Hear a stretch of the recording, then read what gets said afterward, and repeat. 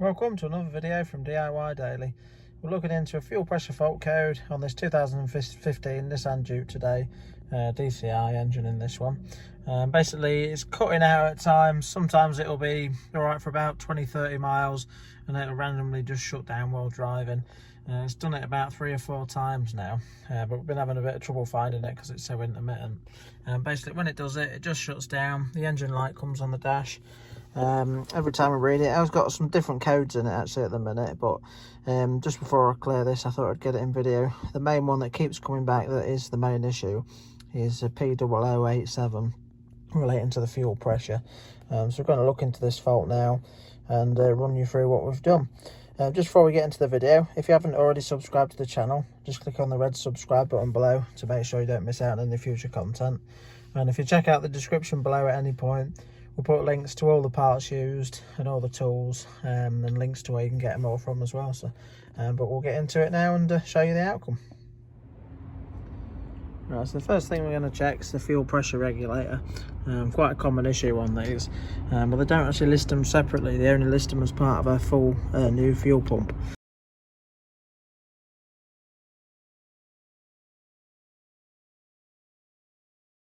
Well, basically we've got the fuel pump here and the pressure regulator is just fitted in the side here, just this bit there. So we've just got a simple connector to flip off, and then we're going to use, we've got some snap-on 4mm long reach Allen keys. I'll put a link in the description below to these because they're mega handy, these long reach ones. We've got one really long one and then one slightly shorter ball ended, just so we can get a nice fit on them. But you've got 3 Allen bolts just holding that in. So we're going to get that out now, just see if we can have any luck cleaning it out first. We'll get that out and go to the next step after. Right, so we've just got the regulator out. It's actually a 2-bolt fitting rather than a 3, just because the 2 bolts are up to one side. Normally when they're like this, they have one there, and obviously another one there as well, but it just does make it a little bit easier. It's just the 2 bolts that you can actually see. So, but now that we've got it out, I can just show you close up. There is quite a bit of debris around it, and there's all this it looks a bit like sort of jellified diesel on it as well, like bits like that there. So we're going to give this a really good clean up now, get that in and see if that, give it another run for a few days and see if that fixes the fault. If not, so maybe try and get a second hand one of these, but the only other way to get them is part of a full new fuel pump. So I'm going to give this a really good clean up now. Just give it a wipe down to start with, and I'll use some brake cleaner in all the little portholes, and probably just give it a little blow with the air gun as well. But yeah, that should hopefully that'll just get it going again. So but I'll get that cleaned up, just show you when it's done, and then we'll get it refitted and let you know the outcome. Right, so we get a really good clean out now. All I used was a bit of brake cleaner, just washed it through with the spray, and just give it a gentle blowout with the airline. Didn't go too harsh on it, but just blew through all the little portholes in the top there as well. And let's just get that, just got rid of all that. There was some little tiny fragments of metal on there, and all that sort of, all that gammy sort of jellified stuff's gone as well. So you know, hopefully that that works and keeps it going a bit longer, rather than having to buy a full new fuel pump. So we'll get it refitted now and give it a really good road test for a few days, and I'll let you know if it's fixed the problem. Now that it's cleaned out, we've got it all refitted.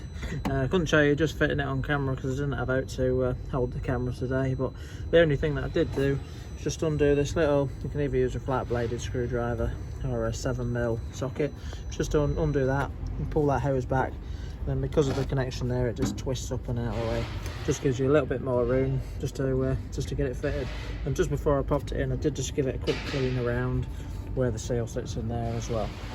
We're going to give it a run now. The coat is still out of it from clearing it. We just cleared it before we started it, so we'll give it a good road test now, and hopefully that's fixed the fault. And if it hasn't, next thing we're going to be looking at, you've got the injectors under here. Probably going to have to do a leak off test, but fairly confident it is relating to that sensor. So I've had a few issues with them before, and we've had to put a pump on in the past. So well, let's give it a run. Right, so it's actually been 4 days since we refitted that sensor in it now. We've done probably about 120 miles in it now, and still there's no faults come back in it at all. it's ran a treat all the time, not missed a beat at all. So it was a bit of an intermittent fault that sometimes you could go 20 or 30 miles without it logging the code up. Sometimes you'd do 4 or 5 and it'd come on, but it was making it a bit tricky to find because it wouldn't do it all the time. But fairly confident now. So we've done a good 120 miles and it hadn't missed a beat. So looks like just cleaning that out has cured the fault for now. I mean, whether it does come back or not, we're going to have to just wait and see.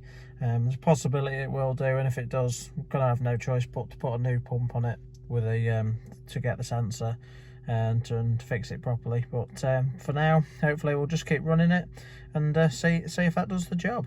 But I thought I'd share the video with you all. I couldn't find much about it on the internet when I was having a look, so it's always nice to share them and see if we can help somebody else out there. But we'll say if it does get any other issues and it's not that, the only other thing that's quite common on these DCIs is the injectors as well. But for now, I think it's just been a case of clearing that the fuel pressure regulator out. So, but yeah, thanks for watching and we'll see you next time.